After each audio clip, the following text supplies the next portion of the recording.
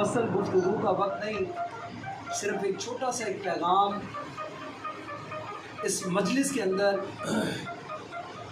اس مناسبت سے، تاکہ ہم اپنی زندگیوں کو احسن طریقے کے ساتھ بسر کر سکیں اور اللہ اور اس کے رسول صلی اللہ علیہ وسلم کی بارگاہ میں کامیاب ہونے کا بہترین نسخہ، یہ جو بات میں عرض کرنے لگا ہوں، اس کو صرف گانوں کے ساتھ سماعت نہیں کرنی، بلکہ دلوں کی جو سماعت ہے اس کے ساتھ انشاءاللہ یہ بات اثر کر گئی تو آپ دنیا میں بھی کامیاب ہیں، قبر کے اندر بھی کامیاب ہیں، اور آخرت کے اندر بھی کامیابی آپ کا مقدر ہے۔ انسانیت کی ایک معراج یہ ہے کہ انسان آقا علیہ الصلوۃ والسلام کے اس فرمان کے مطابق کہ جو شخص یہ چاہتا ہے اس کا مقام اللہ کی بارگاہ میں بلند ہو جائے، سرخرو ہو جائے، تو وہ اللہ کی بارگاہ میں اتنی کاجی اور انکساری پیدا کر لے، اتنی کاجی اور انکساری پیدا کر لے، جتنی اس شخص کے اندر عاجزی اور انکساری ہوگی اتنی اس کے اندر عبادات اور بندگی زیادہ ہوگی، اللہ تعالیٰ کی بارگاہ میں وہ زیادہ مقبول بارگاہ ہوگا۔ اور یہی معاملہ انسان نے دوسرے انسان کے ساتھ یہی معاملہ رکھنا ہے۔ یہ میں آپ کو کامیاب ہونے کا ایک نسخہ بتانے لگا ہوں۔ جو کوئی اس نسخے کے اوپر عمل کرے گا انشاءاللہ وہ دنیا کے اندر تو کامیاب، قبر کے اندر بھی اور آخرت کے اندر بھی وہ کامیابی اس کا مقدر ہے۔ حضرت پیر سید احمد کبیر رفاعی رحمۃ اللہ تعالیٰ علیہ بہت بڑے بزرگ گزرے ہیں، اور یہ مصر کے اندر رفاعی سلسلہ، شاذلی سلسلہ، یہ بہت زیادہ فالورز ہیں ان کے۔ حضرت پیر کبیر احمد رفاعی بہت ساری کتابوں کے مصنف بھی ہیں، بہت بڑے پرانے بزرگ بھی ہیں۔ آپ نے یہ فرمایا کہ مجھے یہ جو مقام جو حاصل ہوا ہے نا، مجھے یہ جو مقام، ان کے اس مقام کی وجہ انہوں نے خود اپنی اس کتاب کے اندر بھی لکھی ہے کہ اللہ تبارک و تعالیٰ نے مجھے یہ جو مقام عطا فرمایا، یہ وہ رفاعی ہے، کبیر احمد رفاعی رحمۃ اللہ تعالیٰ علیہ، جو آقا علیہ الصلوۃ والسلام کی اس معراج کو دیکھنے کے لیے، اس روحانی معراج جو ان کو نصیب ہوئی تھی، کئی کروڑ عرش انہوں نے گزار کر روحانی طور پر گزرتے ہوئے کہ میں وہ مقام تو دیکھوں جہاں پر آقا علیہ الصلوۃ والسلام کو معراج نصیب ہوئی تھی۔ یہ وہ ولی ہیں، وہ پائے کے ولی ہیں کہ جن کو یہ مقام حاصل ہوا تھا روحانی طور پر۔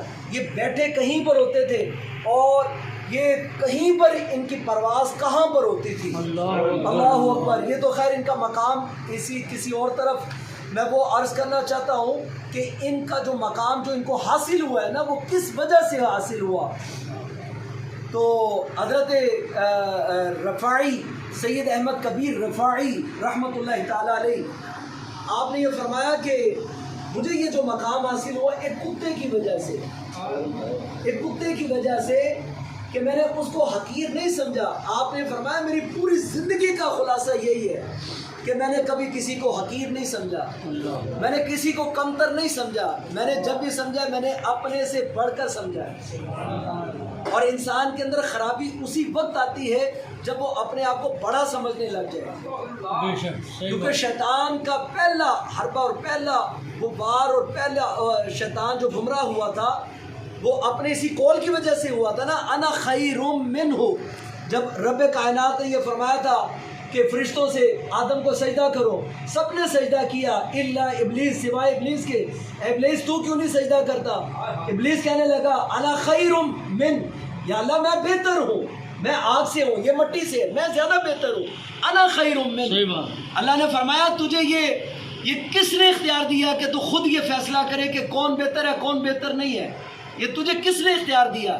یہ اختیار صرف اللہ تبارک و تعالیٰ کی بارگاہ میں ہے کہ ہم یہ خود اپنی بات اندازہ نہیں لگا سکتے کہ اگر ایک کوئی بری جگہ کے اوپر ہے، شراب خانے کے اندر بیٹھا ہے، ہم اس کو برا جان کر اپنے دل کے اندر اس کے بارے میں بدگمانی پیدا کر لیں، اور ایک شخص مسجد کے اندر بیٹھا ہے، ہو سکتا ہے وہاں پر وہ شخص وہ تبلیغ کے سلسلے میں ہو، اور وہاں پر جو مسجد کے اندر آنے والا شخص ہو سکتا ہے کسی چوری کے غرض سے آیا ہو. یہ راز ہے اللہ تبارک و تعالیٰ کی بارگاہ میں، یہ صرف رب تعالیٰ کو پتہ ہے.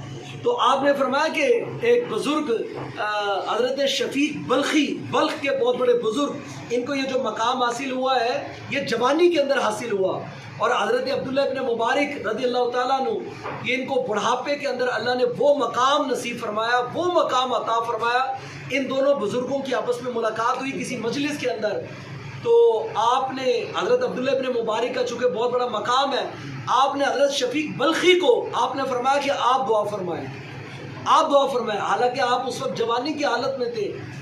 تو آپ کو جب یہ حکم ہوا تو اس کی وجہ پوچھی گئی تو آپ نے فرمایا کہ آپ کی عمر کم ہے، آپ کے گناہ بھی کم ہوں گے، لہذا آپ کی دعا اللہ کی بارگاہ میں زیادہ مستجاب ہوگی.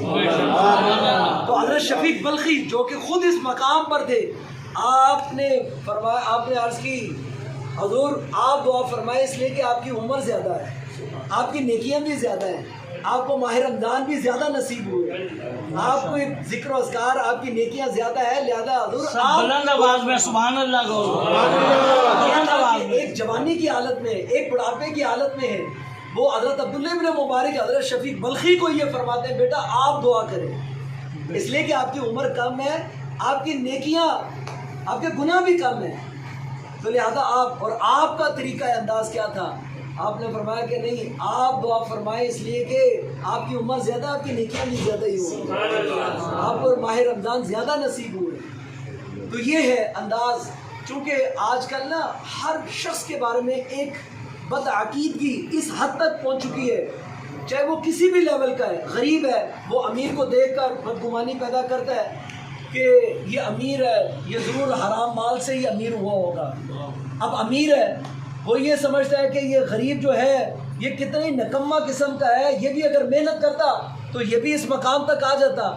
تو اب دیکھیں سوچنے کا جو معیار جو ہے وہ اگر آپ یہ اگر ذہن کے اندر اگر آپ رکھ لیں تو وہ اللہ تبارک و تعالیٰ کی بارگاہ میں زیادہ مقبول ہوگا. اگر وہ یہ عقیدہ رکھ لے، یہ گمان رکھ لے کہ یہ اللہ تعالیٰ کی عطا ہے، اللہ کا فضل ہے، اللہ کی تقسیم ہے، اللہ نے اس کو زیادہ تقسیم کر دیا، زیادہ عطا کر دیا، مجھے کم دیا ہے، اس میں بھی اللہ تعالیٰ کی کوئی نہ کوئی حکمت ہوگی.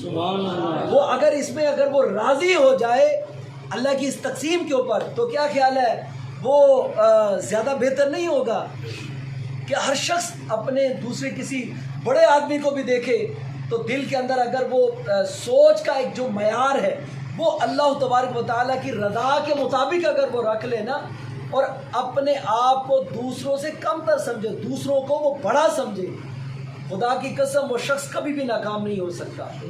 اور حدیث مبارکہ ہے کہ تکبر کا ایک لمحہ تکبر کا، جب شخص کے کسی بھی شخص کے اندر تکبر کا ایک لمحہ اگر پیدا ہو جائے نا، وہ جہنم کے بالکل، آقا علیہ الصلوۃ والسلام نے فرمایا بالکل ایک ہاتھ کے فاصلے پر ہوگا، وہ جہنم کے بالکل ایک ہاتھ کے فاصلے کے برابر وہ آ جاتا ہے.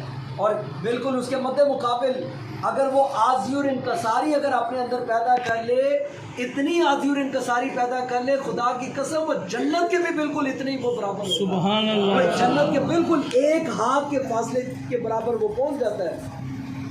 تو یہ ایک نسخہ ہے کامیاب ہونے کا. اور چونکہ اللہ کے نیک بندوں کا کمال یہی ہے کہ کبھی بھی ان کے اندر میں جو ہے نا وہ کبھی بھی نہیں آ سکتی. حضور خواجہ خواجگان عالم مبلغ اسلام قیوم پنجب زری زربک خواجہ محمد معصوم صاحب رحمۃ اللہ تعالی علیہ، آپ نے کبھی بھی میں کا لفظ استعمال کیا ہی نہیں. آپ نے جب بھی فرمایا یہ فقیر یہ کہتا ہے، فقیر یہ کہتا ہے، فقیر یہ کہتا ہے، کبھی بھی میں اپنے اندر آنے ہی نہیں دی. یہ جو میں جو ہے نا، میں یہ انسان کو تباہ و برباد کر کے رکھ دیتے. میں یہ ہوں، میں وہ ہوں، میں یہ کر سکتا ہوں، میں اپنی میں کو ہی ختم کرنا ہے. تو میں عرض کر رہا تھا یہ سید احمد کبیر رفاعی رحمۃ اللہ تعالیٰ علیہ بہت پائے کے بزرگ گزرے ہیں. آپ فرماتے ہیں کہ میں سفر کی حالت میں تھا، نماز کا وقت ہو گیا، قریب تھا نماز کا وقت.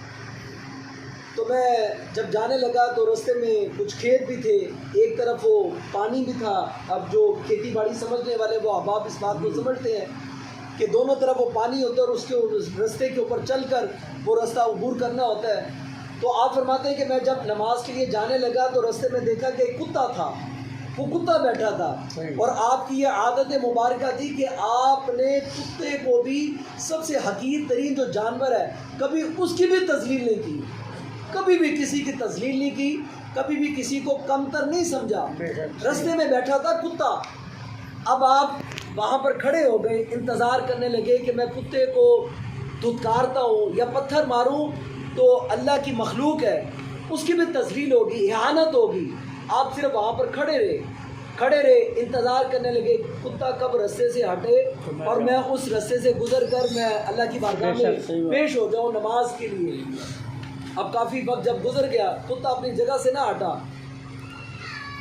اب چونکہ آپ کا بڑا مقام تھا, اور یہ وہ سید احمد کبیر رفاعی رحمۃ اللہ تعالیٰ علیہ وہ بزرگ ہیں, جب یہ آقا علیہ الصلوۃ والسلام کی بارگاہ میں حاضری کے لیے جب یہ تشریف لے گئے تھے نا, تو وہاں پر آپ نے جب روضہ رسول صلی اللہ علیہ وسلم کی زیارت کی تو حضور کی بارگاہ میں عرض کیا تھا, یا رسول اللہ صلی اللہ علیہ وسلم میں صرف روزے کی زیارت کے لیے نہیں آیا, میں آپ کی زیارت کے لیے بھی آیا ہوں. کہ وہاں پر کھڑے ہو کر انہوں نے جب یہ دعا مانگی, آقا میں آپ کا دیدار چاہتا ہوں, تو آقا علیہ الصلوۃ والسلام کا ہاتھ مبارک قبر مبارک سے باہر نکلا تھا. 10,000 لوگ اس بات کے گواہ ہیں, یہ تاریخی بات ہے. کتابوں کے اندر اس طرح کے بے شمار واقعات ہیں. اس لیے تو اللہ حضرت ہمیں یہ عقیدہ دے گے, تو زندہ ہے واللہ, تو زندہ ہے واللہ, بس میری چشم عالم سے چھپ جانے والا. اللہ حضرت بھی اسی عقیدے کے ساتھ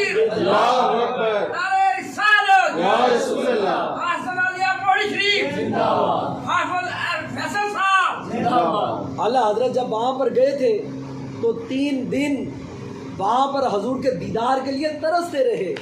لیکن جب زندہ اس حالت کے اندر اعلیٰ حضرت عظیم البرکہ علی الرحمہ کو جب آقا علیہ الصلوۃ والسلام کی زیارت جاگتے ہوئے نصیب ہوئی تھی نا, اس وقت آپ کی زبان سے بے ساختہ یہ جملہ نکلا تھا, تو زندہ ہے واللہ, تو زندہ ہے واللہ, بس میری چشم عالم سے چھپ جانے والے. اور یہ عقیدہ صرف اعلیٰ حضرت نے نہیں دیا, یہ تاجدار صداقت نقش بندیوں کے امام ابو بکر صدیق رضی اللہ تعالیٰ عنہ نے یہ عقیدہ دیا ہے. آپ نے یہ وصیت فرمائی تھی کہ اگر جب میں دنیا سے تشریف لے جاؤں تو میرے اس جسم کو, میری میت کو کیا کرنا, آقا علیہ الصلوۃ والسلام کے روضے کے باہر رکھ دینا.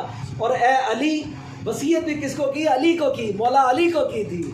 مولا علی آپ نے اندر سے اجازت لینی ہے اور یہ عرض کرنا ہے حضور کی بارگاہ میں کہ آپ کا ساتھی, آپ کا غلام